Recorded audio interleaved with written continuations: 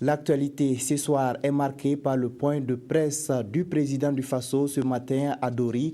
Blaise Compaoré a réaffirmé son engagement à mettre en place une seconde chambre de lecture des lois pour plus de qualité et pour respecter la Constitution. Le président du Faso estime qu'il peut y avoir un référendum au sujet de l'article 37 si nécessaire.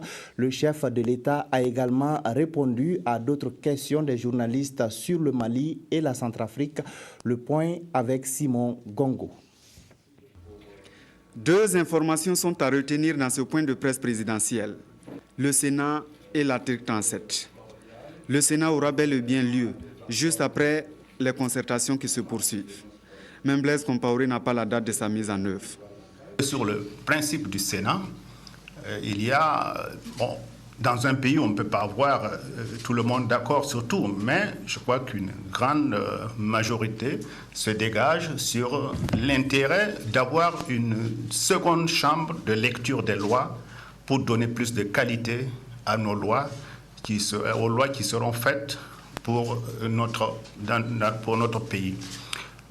Bien sûr, il reste qu'il y a dans les discussions que nous continuons d'entreprendre des échanges sur des aménagements à faire, notamment en ce qui concerne la composition du Sénat, etc., pour donner plus de qualité à cette composition et aussi plus de capacité à apporter. C'est ce qui est important pour cette deuxième chambre. Mais dire quand est-ce qu'on va mettre en place le Sénat, je ne saurais le dire ici, parce que tout dépend des derniers éléments d'appréciation que l'Assemblée aura à faire. Mais ce qu'il faut retenir, c'est que le Sénat, il est inscrit dans la Constitution aujourd'hui. Et ce n'est pas à moi, président du Faso, qu'on va demander de ne pas appliquer ce qui est inscrit dans la Constitution. Pour ce qui est de l'article 37, Blaise Compaoré pense que la Constitution n'interdit pas sa révision. Mais si le besoin se sent, le peuple sera consulté. La Constitution a ciblé des points qui ne peuvent pas être modifiés. Et vous savez que nous avons une Constitution dont la référence suprême, c'est le peuple. Alors, ce qui veut dire que si sur une question, il n'y a pas de consensus au niveau national, le peuple sera appelé à dire ce qu'il pense. Donc le peuple sera consulté sur la question s'il y a nécessité. Sur le Mali, le Burkina reste impliqué dans les négociations et sera alerté sur les débats qui vont bientôt s'ouvrir. Le chef de l'État veut aller jusqu'au bout de sa mission. Le président du Faso est revenu sur le sommet des chefs d'État africains en France, la Centrafrique, sans oublier bien sûr la célébration du 11 décembre à Dorié, qu'il juge bien organisée avec l'implication de tous les Sahel.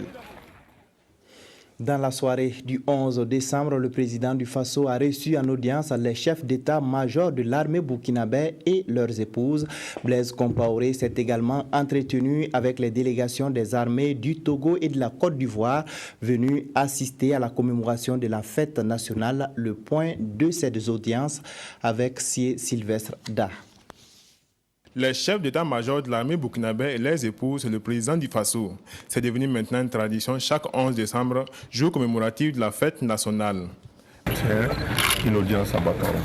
On parle des affaires des militaires, des problèmes de la nation, mais vraiment sans sujet précis. À la suite des hommes du général de brigade Honoré Nabéré Traoré et leurs épouses, c'est au tour des chefs militaires des pays amis qui ont pris part à la parade du 11 décembre à Dori d'être reçus à tour de rôle par les chefs de l'État burkinabé. Entre Blaise Compaoré et la délégation togolaise, il a surtout été question du défilé civil et militaire, mais aussi des relations entre le Burkina et le Togo, ainsi qu'entre leurs armées. Dans de pareilles circonstances, il ne peut s'agir qu'un échange qui a trait à nos excellentes relations. Les excellentes relations entre nos deux pays frères et que nous n'avons pas encore remis sur les tapis puisque cela, tout le monde le vit, tout le monde le sent. La preuve, c'est que nous voilà. Entre nos deux chefs d'État, vraiment, les relations sont excellentes.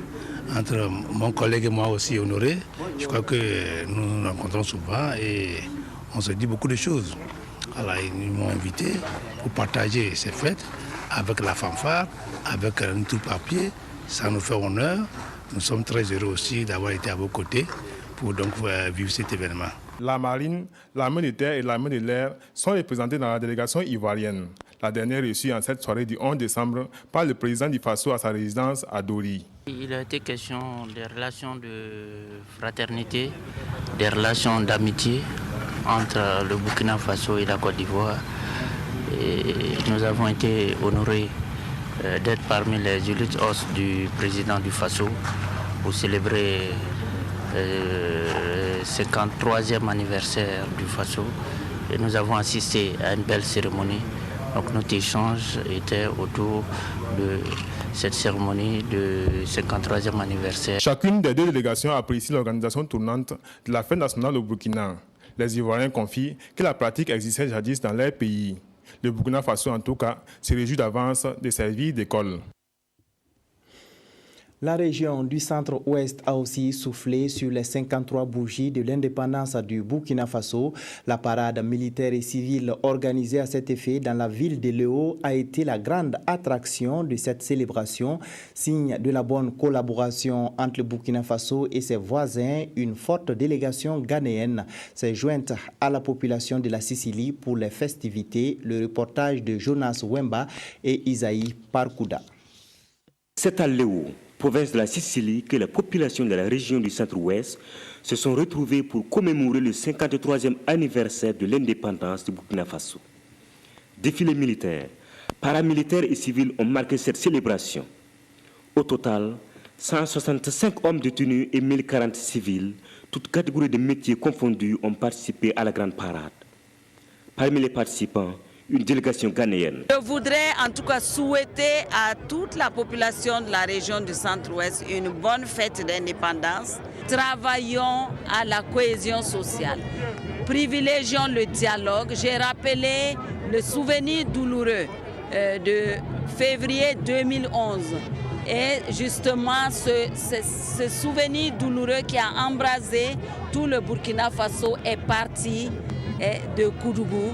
Je souhaite que nous travaillions à redorer l'image de la région du centre-ouest qui a suffisamment été écornée. Je dois dire que après les débuts des années d'indépendance, c'est la première fois, je peux le dire sans me tromper, qu'une telle mobilisation se voit au niveau de nos populations. À cette occasion, 72 personnes ont été promues dans l'ordre national, du mérite burkinabé et dans divers ordres spécifiques. Ces distinctions honorifiques sont le couronnement des efforts consentis au profit de la nation. Sentiment de joie, sentiment de bonheur, sentiment d'encouragement. Je suis décidé, malgré mon âge, à faire mieux pour mériter toujours des récompenses de ce genre-là. C'est des sentiments de reconnaissance. C'est également pour moi une interpellation de la nation qui a reconnu donc ce mérite, mais qui m'interpelle de faire davantage et d'être toujours disponible partout là où le devoir nous interpelle. Cette mobilisation des fils et filles de la région traduit leur détermination à favoriser une cohésion sociale, ciment d'une région forte. Le défi de la célébration du 11 décembre 2014 dans la région du centre-ouest revient à la province du Zirou. La caravane Affaires publiques spéciale 11 décembre qui a sillonné toutes les provinces de la région du Sahel s'est achevée à Djibo. Les comédiens de la série culte de la RTB ont aussi déposé leurs valises à Waiguya le temps d'une projection. C'était hier soir. Le point avec Sali Nana. À Djibo, dans le Soum, comme à Waiguya, dans le Yatenga, le public a répondu à l'invite pour suivre sur écran géant la série Affaires publiques version long métrage. Prévue au départ pour une projection grandeur nature pour marquer les festivités du 11 décembre à Dori, la caravane est presque passée inaperçue dans cette ville et c'est à Waiguya le jour même de l'indépendance du Burkina que le coup a été rattrapé au grand bonheur des autorités locales. C'est une journée qui est importante, c'est le 53e anniversaire de l'indépendance de notre pays. on parle de civisme et de cohésion sociale. Et je pense que Affaires publiques apporte un certain nombre d'éléments d'information et qui doivent nous amener à avoir les bons comportements et les bons réflexes.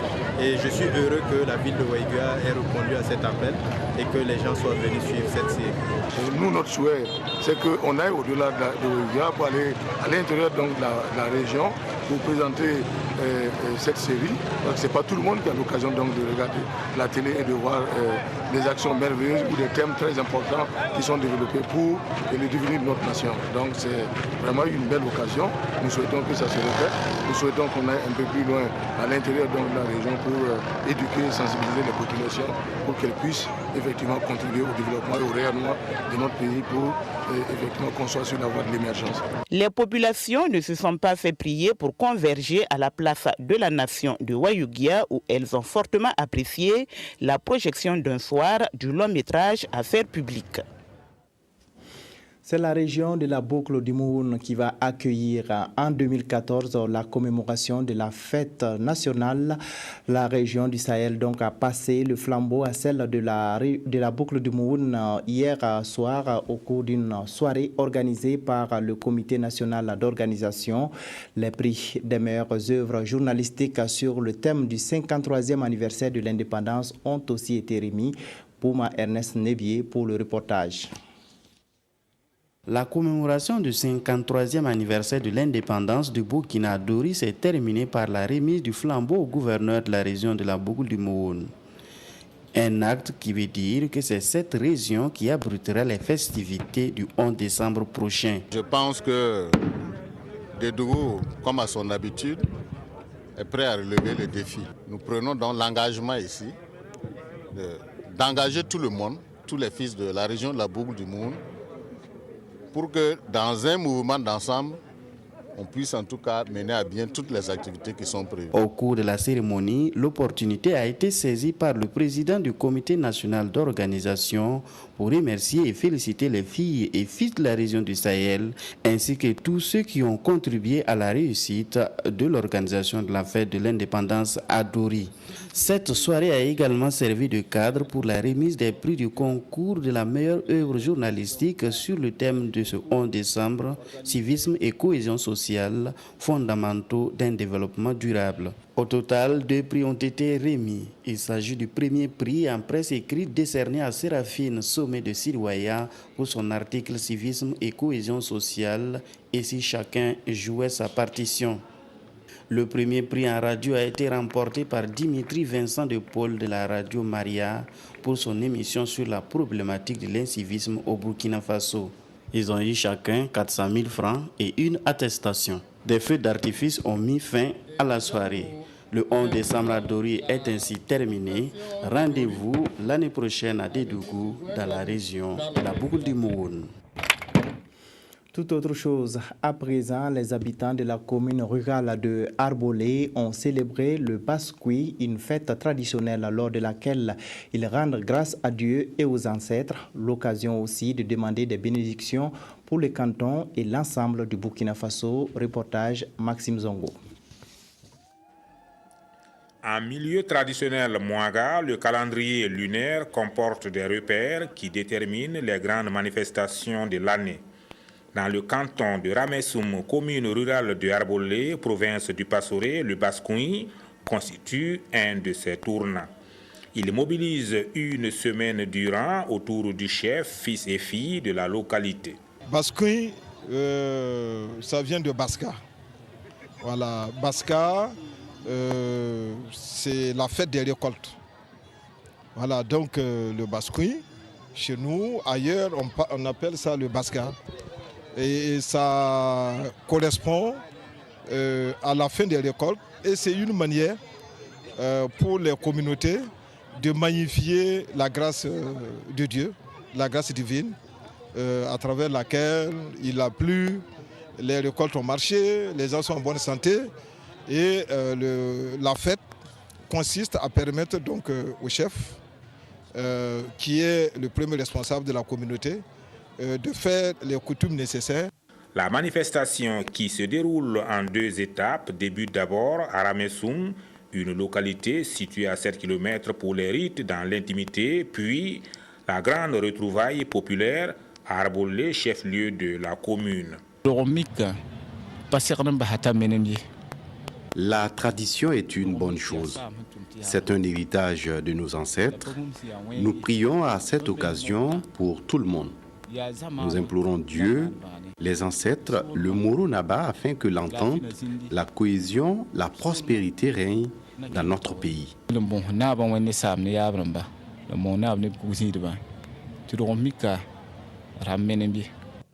Grande période donc de réjouissance, tous les villages relevant du canton de Ramessoum sont représentés.